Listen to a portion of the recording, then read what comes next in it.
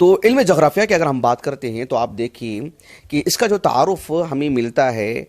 جو جغرافیہ یہ جو کلمہ ہے جغرافیہ، یہ جو لفظ ہے، یہ دراصل یونان جسے آپ سمجھتے ہیں کہ یورپی ممالک قدیم زمانے میں، آج کا یونان تو بالکل چھوٹا سا ملک ہے، یہ بھی جغرافیہ اعتبار سے معلوم ہونا چاہیے۔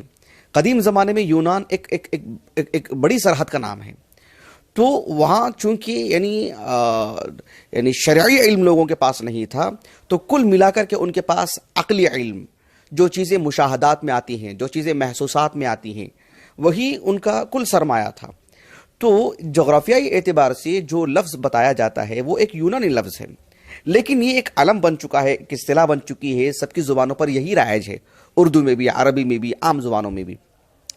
اس کا جو بنیادی طور پر اس کو معنی جو بتایا جاتا ہے، جیسے ہم کہتے ہیں کہ مسجد کا بیان، کتابیں پڑھی ہوگی آپ نے، مسجد کا بیان، یا جو ہے قبر کا بیان، یا جو ہے کسی اور مسئلے کو لے کر کے نکاح کا بیان، اس طرح کے جو ہم پڑھتے ہیں، ویسے جغرافیہ کہتے ہیں زمین کا بیان، اگر آپ آسانی سے سمجھنا چاہیں تو، یعنی زمین کا تعارف، زمین کی خصوصیات، زمین پر بسنے والے جو باشندے ہیں ان کے حالات سے واقف ہونا، اور زمین کے جو مظاہر ہیں اس سے واقف ہونا،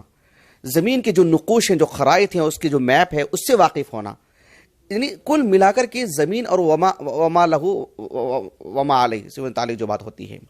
زمین سے متعلقات جو بھی امور ہیں اس سے واقفیت، اس کو جو ہے یعنی جغرافیہ کہا جاتا ہے۔ کسی کو اس میں بہت زیادہ دلچسپی رہتی ہے، کسی کو کم رہتی ہے، کسی کو اپنے علاقے سے متعلق ہوتی ہے، کسی کو عالمی سطح پر ہوتی ہے۔ تو یقیناً یہ ایک علم ہے جس کو جتنا زیادہ ہوگا وہ دنیا کے لیے اتنا مفید ثابت ہوگا۔ تو میرا مقصد یہی تھا اس موضوع کو اختیار کرنے کا کہ ہم بحیثیت ایک طالب علم قرآن مجید پڑھتے ہیں کتاب ہدایت کے طور پر، لیکن ہم انسانوں کے مابین رہتے ہیں، تو جغرافیائی اعتبار سے ہم نابلد نہ ہوں،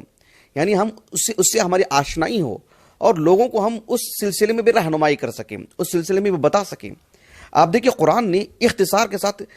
ویسے تو جغرافیہ اعتبار سے بہت گفتگو کی ہے قرآن نے،